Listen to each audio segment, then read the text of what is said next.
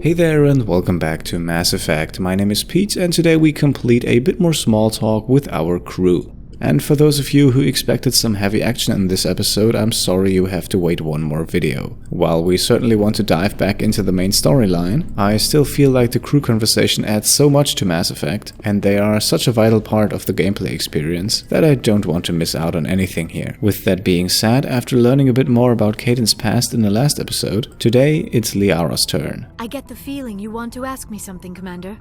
Well, we hardly know each other, so that would be a good start. Maybe we could pick up where we left off. You were telling me about your interest in the Protheans.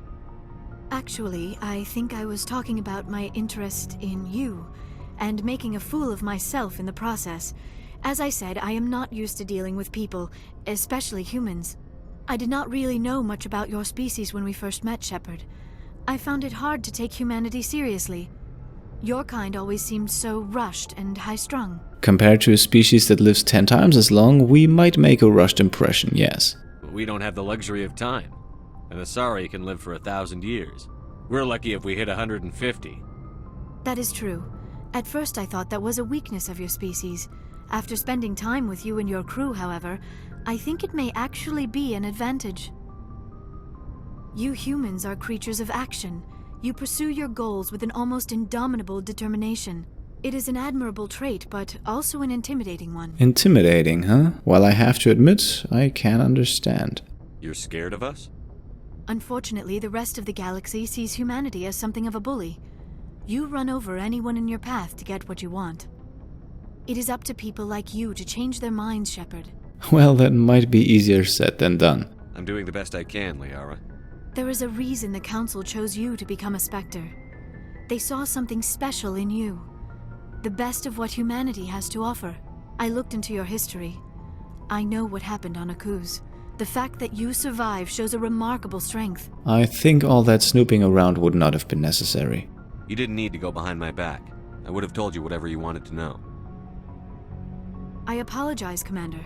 After our last conversation, I was afraid I would say something stupid again. I wanted to know more about you.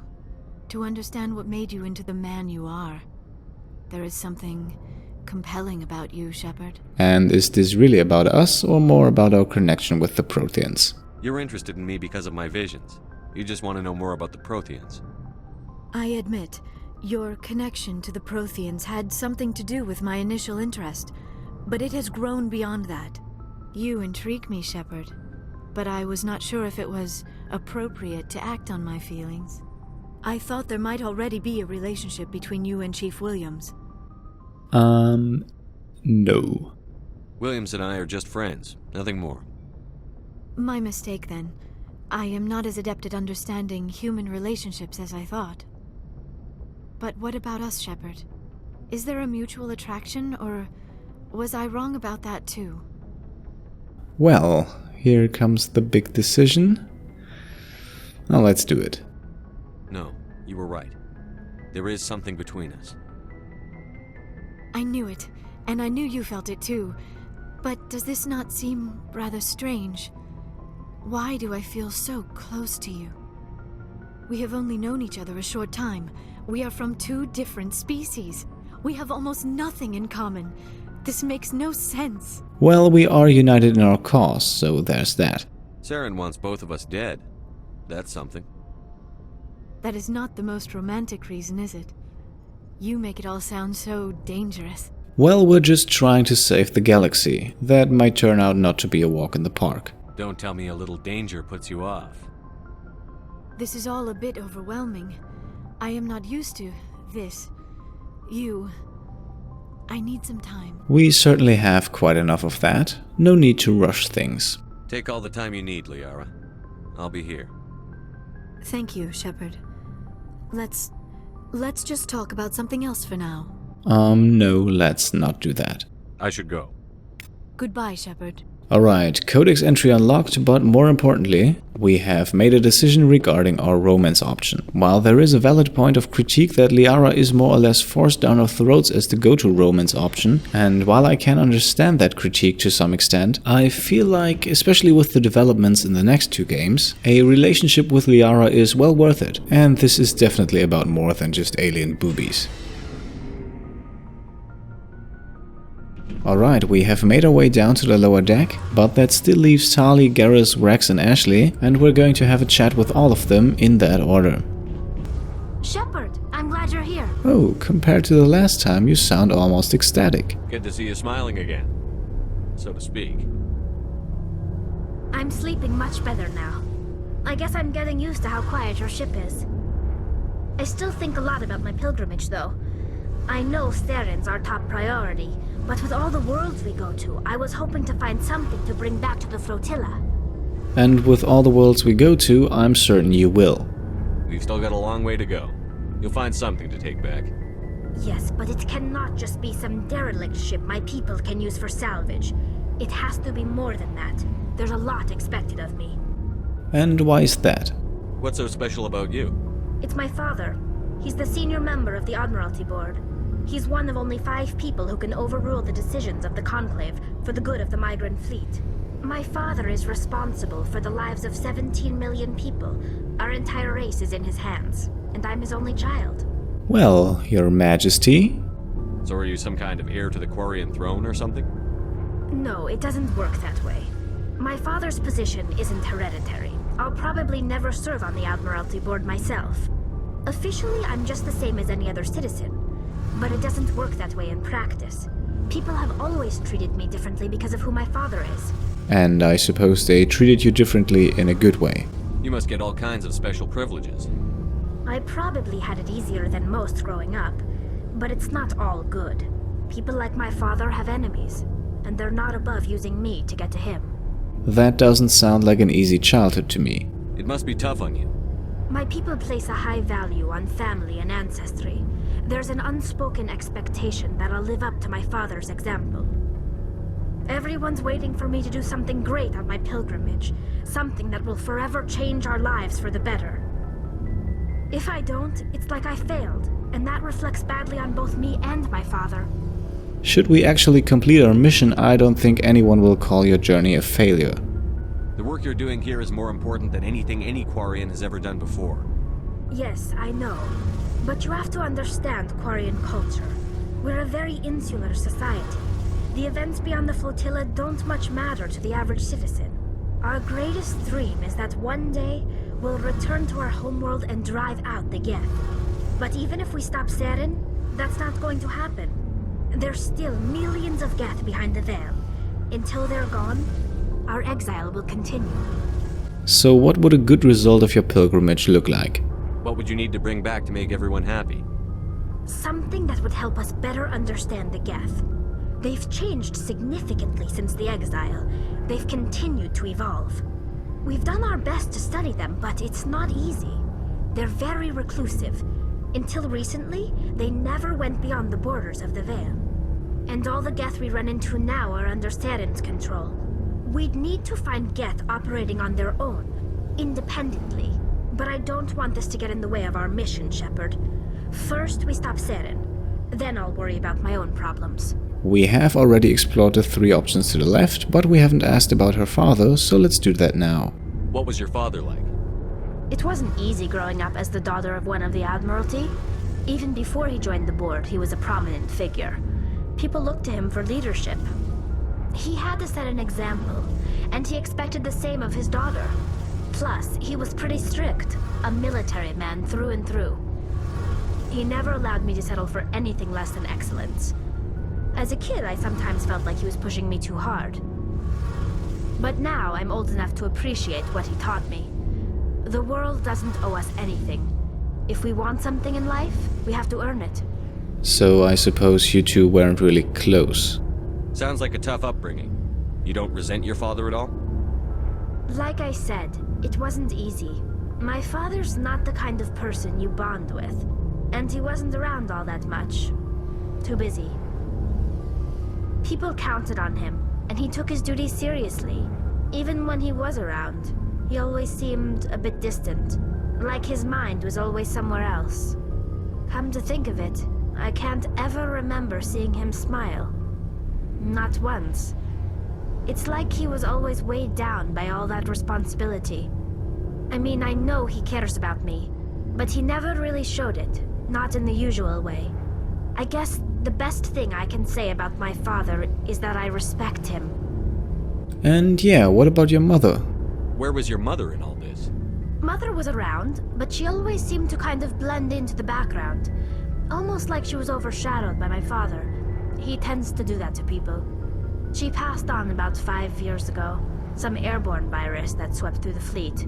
Happens sometimes when the filters start to break down. I think my father took it pretty hard. After she was gone, he became even more focused on his work. I think that was his way of dealing with the grief.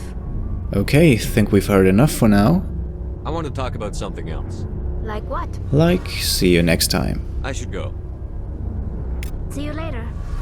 Okay, that's 2 codex entries here from Tali, and now we can make our way back, and waiting for us is Garrus, who we can get our first squad assignment from. Commander, good to see you. And let's jump right in with the personal questions. You've been with CSEC a while. Have you seen much action? Well, not as much as you, but yeah, I've seen some interesting things. For example? I'll bet you have. Anything in particular that stands out? I remember this Solarian geneticist I was sent to investigate. That case was a bit disturbing. Disturbing? That sounds like story time. What happened?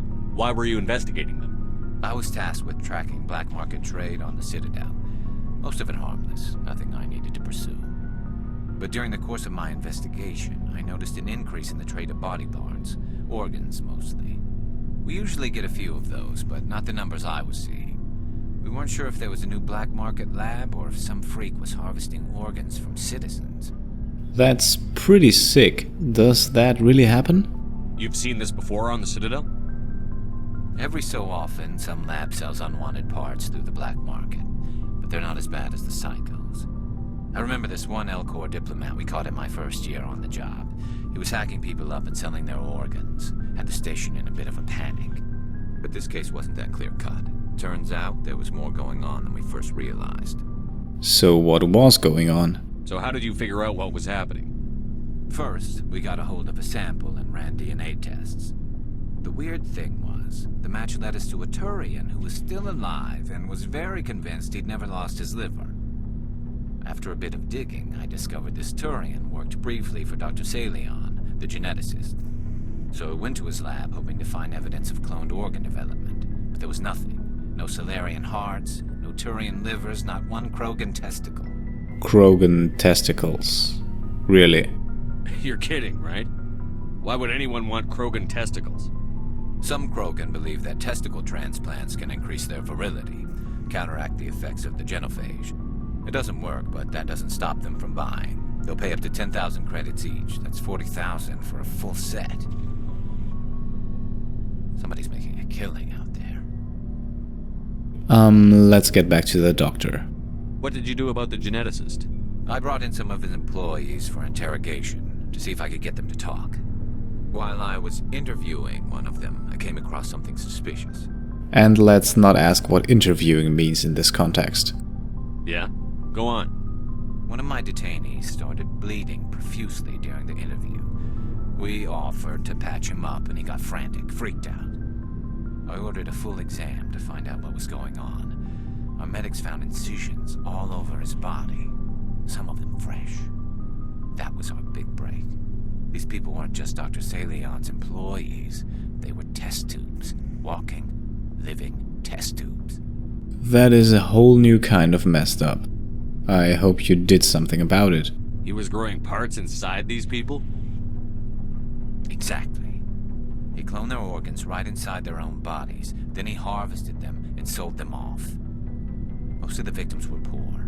He'd pay them each a small percentage of the sales, but only if the organs were good. Sometimes an organ wouldn't grow properly, so he'd just leave it in them. Most of them were a mess, but only on the inside, hidden so nobody could see it. So, did you bring him in? I hope he got what he deserved. That's the worst part. We never caught him. How is that possible? I mean, escaping the Citadel sure isn't easy. Why not? What the hell happened?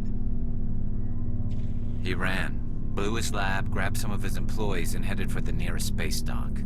By the time I found out, his ship was already leaving. He threatened to kill his hostages if we tried to stop him. And it might sound a bit sick, but those hostages would have died anyway, right? But you went after him anyway, right?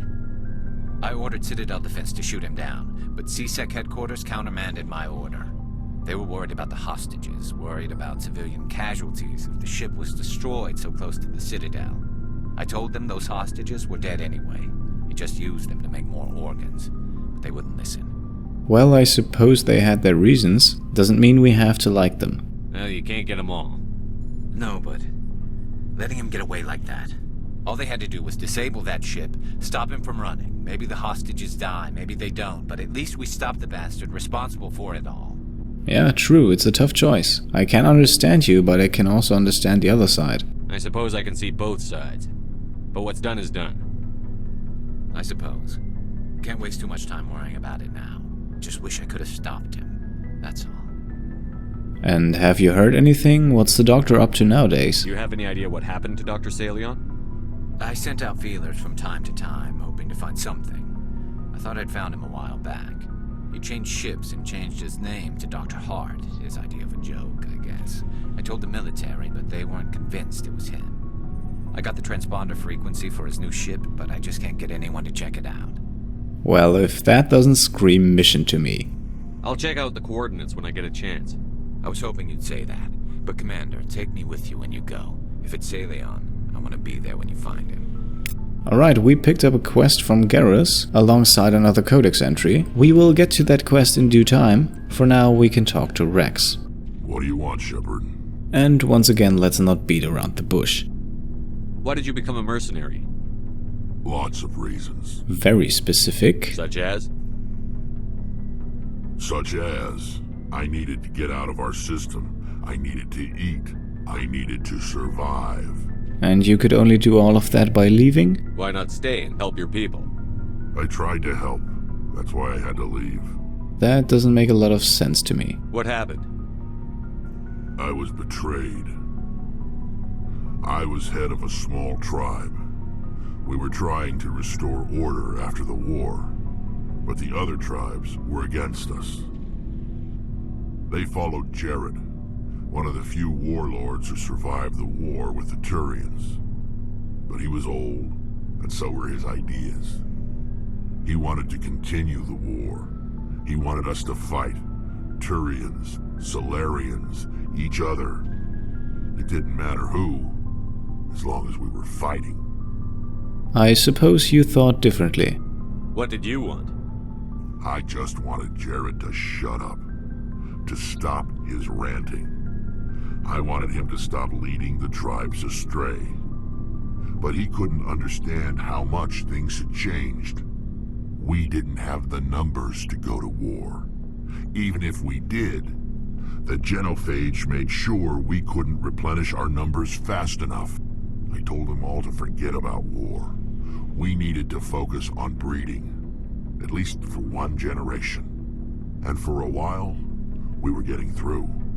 Some of the tribes started coming around.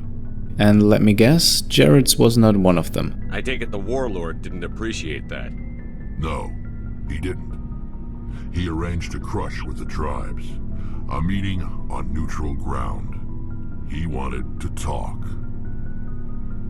We met at the Hollows, near the graves of our ancestors. The skulls of our dead laid bare to remind us where we come from, and where we all go. It's as sacred as any Krogan place can be. Violence is forbidden. That should have been more than a fair warning to you, right? It sounds like a trap to me. You must have suspected as much. I did. But when your father invites you to a crush, well, there are some laws that even we hold sacred. Wait a minute, your father? Jared was your father? He was, until that day. We talked, but we didn't get anywhere.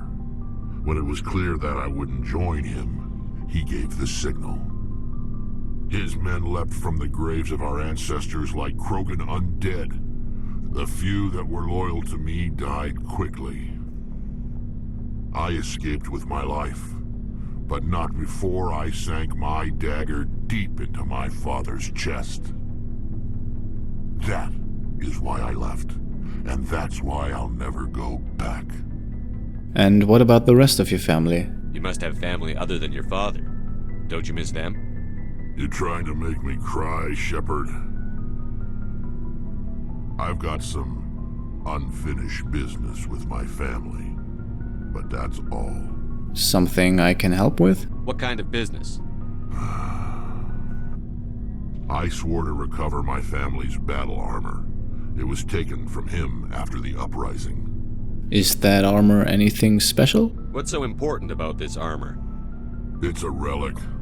Useless, really. But it was worn by 5 generations of my family before the war. It's rightfully mine. Originally, it was taken by the Turian military. We weren't allowed armor or weapons after the war. Now, it's in the hands of Taun Actus, a Turian scum who collects relics from the war. He's made millions selling Krogan artifacts that were stolen from my people. He's got several bases where he stores his goods, all fortified and guarded. I just don't know which base has my family's armor. That does sound like something I can help with. Just tell me where to start looking. I'll upload the data to your nav system. But Commander, I want to be there when you find him. Oh, don't worry. So long, Wrex. Another assignment picked up and another codex entry as well. And that's it with the quests for now. With Ashley, we will just have a quick chat. Oh, before I go, you said you're serving with Commander Shepard now? We saw him on the news here. He's cute. Later, sis. Tell me you didn't hear that. Oh, I did. Your sister, I assume? Until I get home and kill her. That's Sarah, the youngest. Surprised to see you here, sir. Thought you'd be chatting up what's-her-name? Tassoni? And what makes you say that? Liara. Why would you think that? Scuttlebutt says you got a bit of a thing for her. I could understand why. The crew's off limits with the regs against fraternization. And at least she looks like a woman. Oh, come on. You think I'm interested in Liara because she's the only one I'm allowed to date? So you are interested in her. Of course, it could be politics. Alien diplomat's daughter, us under orders to make nice with the bug-eyed monsters. What's up? You didn't come by to eavesdrop on family mail. No, but since we're at it... Your family seems to be important to you. Yeah, we've always been close. Me and my sisters especially. With Dad on duty so much, I had to help Mom raise them. Okay, let's start with Daddy. Did your father serve with the fleet? Yeah, took any crap posting he could get that offered space time. You know what? He worked his ass off trying to get recognized, but he never made it above serviceman 3rd class. He was real proud when I made chief. First thing he did was salute. Oh, that's lovely. How about your mom? What about your mother? You haven't mentioned her. You must know what military wives are like. Strong because they have to be, able to raise kids while Dad's away on a 6-month cruise. She has a degree in planetary geology. She and Dad both wanted to see new worlds. She gave up her career to raise us, though. And where did she raise you? What was the place you call home? Where did you grow up? All over. We transferred a half a dozen times before I finished grade school. You go where personnel command sends you, right? I guess that's why I'm so tight with my sisters. We'd have to leave all our friends every 2 or 3 years. And how many of those sisters were there? You have more than one sister? Sounds like a big family.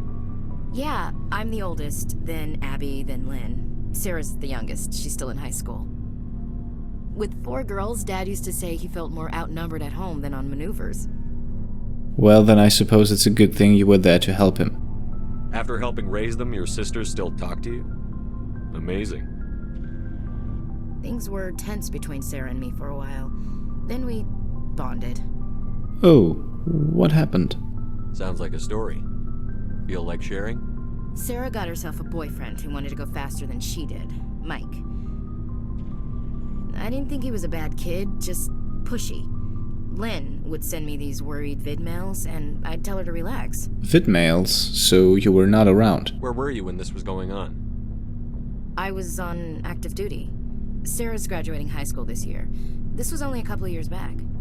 They were on Amaterasu. At the time, I was assigned to Chernobog. Same cluster, but a dozen LY away. Close enough to talk regularly, too far to make it back in an emergency. I couldn't afford a fast packet flight. So what exactly happened then? Sounds like that situation didn't last. Mike thought they'd go for a romantic walk in the woods, because he figured it was past time they did the deed. She levered Mike face first into a tree and left. Didn't have a scratch on her. Good thing Mom and Dad had us all learn some kind of self-defense. I took emergency leave and walked Sarah to school for a few days. And none of you ever thought about calling the police? Would have been easier for you as well. Why didn't you tell the police? She said it wouldn't solve the real problem, and she and Mike would both become household names. It was a small colony. I said it was her call to make, that we should let her do it her way. Mom was pretty pissed about that. Sounds like your sisters know how to throw a punch or two. You said all of your sisters learned self-defense? Lynn did pistol practice, but didn't like it. She's kind of nervous. Sarah took Aikido. Abby decided to learn the sword. She always was a little weird. Likes big skirts and tops you have to tie her into. They do great things to her figure, though. Now I'm curious, did you also learn the sword? So what did you learn? One of Dad's friends taught me Marine hand-to-hand. Well, that figures. What happened to Mike and your sister, though?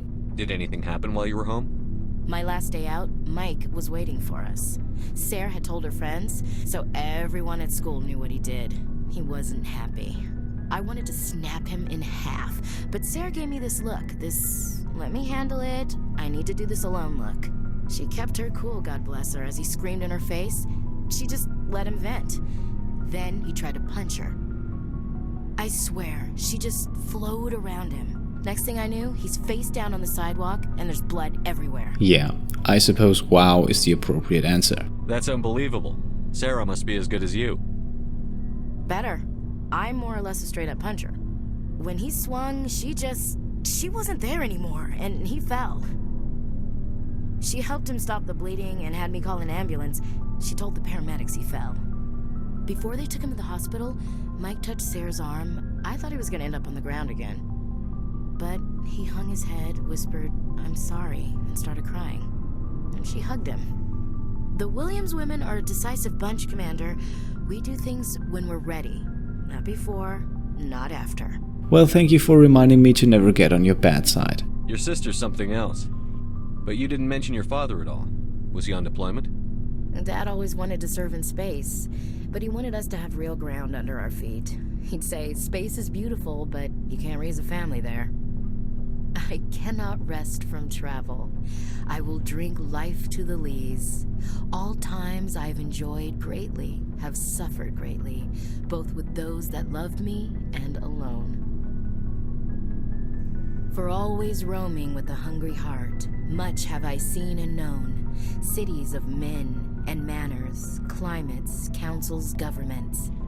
Well, that's a side I did not expect from you. I never thought I'd hear you reciting poetry. Just because I can drill you between the eyes at 100 meters doesn't mean I can't like sensitive stuff. Just don't spread it around. Ulysses was my dad's favorite poem. Every time he shipped out, he recorded me reading it. He had a dozen versions when he retired. That is actually pretty sweet. Does he still like it? I sure hope so. I read it to his grave every time I go home. Dad passed on a few years back. He's probably still watching, though. So behave. He's watching. You sure? I thought you said he was dead. You know, from heaven, wherever that is. That's not a problem with you, is it? That I believe in God? To be honest, I couldn't care less. Your beliefs are your business. I'm your commanding officer, not your moral compass. Just my commanding officer, huh? We'll have to see about that. Excuse me? What are you saying, Williams? Me? I'm not saying anything, Skipper. I should get back to my duties. Didn't mean to take up so much of your time. But still enough to make room for some flirting, right? I'll see you around. We'll talk later, Williams. Looking forward to it, Skipper. Okay, one more codex entry, and now, for those who are interested, I thought I'd give you a quick overview of the equipment that the squad currently has. For Shepard, you can see we're currently rocking the Avenger 3 assault rifle. That is about the best we can muster at this point, as the damage increase over the Lancer in my opinion clearly outweighs the slightly worse performance in the other two categories. We also have an improved sighting and no ammo upgrades at this point. I don't plan for Shepard to ever use a shotgun, so we still have the Scimitar 1 equipped. As you can see, we have better ones, but those are more suitable for Wrex. Shepard's pistol is the Raikou 4 that we grabbed in the last episode, almost as much damage output as the assault rifle, and combined with a level 3 improved sighting, not too shabby in accuracy as well. So far we haven't really used the sniper all too much, nonetheless we have a good one in the Striker 4 equipped, once again with an improved sighting. Our grenade launcher is then equipped with fusion explosives. I am a big fan of the high explosives, but level 3 for the fusion explosives gets the edge here. And for the armor, I just made the switch to the Guardian 4, so far that's the best we have available, and the shield battery is there for additional protection. And that's it for Shepard. Now let's have a look at Liara. Liara will neither use assault rifles nor shotguns. She will be an exclusive pistol user and therefore has the Edge 4 equipped. She also has an improved sighting and, like everyone else, until we know what we're facing next, no ammo upgrades.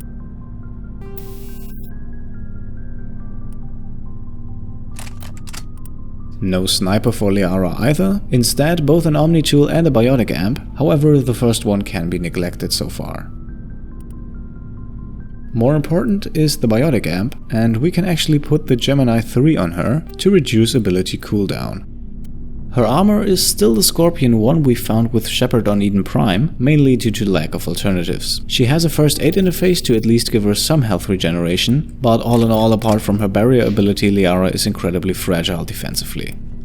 For Tali, the same thing applies in terms of assault rifles and shotguns. She is a pistol user through and through, and I have her equipped with the Stinger 4. That one is slightly better than the Edge 4, and that's mainly because she's also a bit better defensively than Liara, so in a tough fight she can hopefully stay alive a bit longer. Once again, we can skip snipers and go straight for the Omni tool, where Tali has the Polaris 3 equipped. That is the best we have and very suitable for our tech specialist. Armor-wise, I had the choice between the Phoenix 2 that she is currently equipped and the Survivor 3, which you can see on the right. I decided for the Phoenix 2 because it's much better in tech and biotic protection and not much worse in the other two. Also, just like Liara, first aid interface for health regeneration. Then let's move over to Wrex. Just like Shepard, he's equipped with an Avenger 3 assault rifle. He will slowly make the transition to shotguns, but since he has no skill points in both, it's better to have a good assault rifle as well. The shotgun that Wrex has, the Katana 5, is in terms of value probably the best weapon we have, and for that reason it's even more a shame that it more or less goes to waste, because Wrex is so untrained with the weapon. However, that would be a good reason to finally start putting points in that skill. Pistols and snipers are not for Wrex and therefore can be skipped, and we can take a closer look at his biotic amp, which I actually forgot to switch earlier, so let's give him the Solaris. We can keep the Unity for Kaidan. Over to armor, the Mantis 4 is also already pretty damn strong, and in combination with the shield regenerator becomes even stronger. 4 down, 3 to go. Up next, Garrus. Another Avenger, however not level 3 but only level 2, but still better in my opinion than the Lancer. Or the Banshee. Also, as usual, equipped with an improved sighting. No shotguns, no pistols for Garrus. Instead, let's look at his untrained sniper. We will put points in that skill eventually, and just to block the slot, we have him equipped with a Hammer 4. Tag-wise, he's not on Tali's level, so no special Omni tool for him. As you might be able to see, he's wearing a new armor, namely the Titan 4, one of the better ones in the game, and like Wrex, he also has a shield regenerator.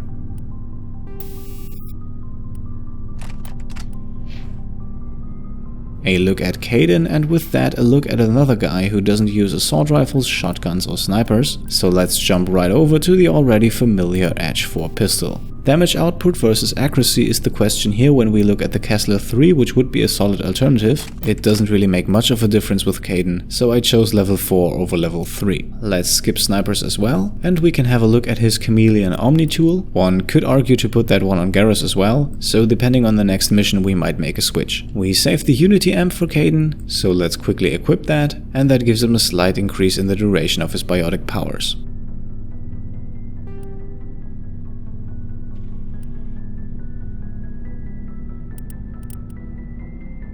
Armor-wise, the Assassin 2 is not too great, but it's all he can wear, and I see he has no upgrades, so let's quickly change that. And let's choose the Shield Regenerator. And with that we can move over to Ashley. Pretty straightforward here, Avenger 2 Assault Rifle, just like Garrus. No upgrades on that, mostly because we already ran out of useful stuff. No shotguns, no pistols, no sniper rifles, but a nice armor in the Gladiator 3, complete with first aid interface for additional health regeneration.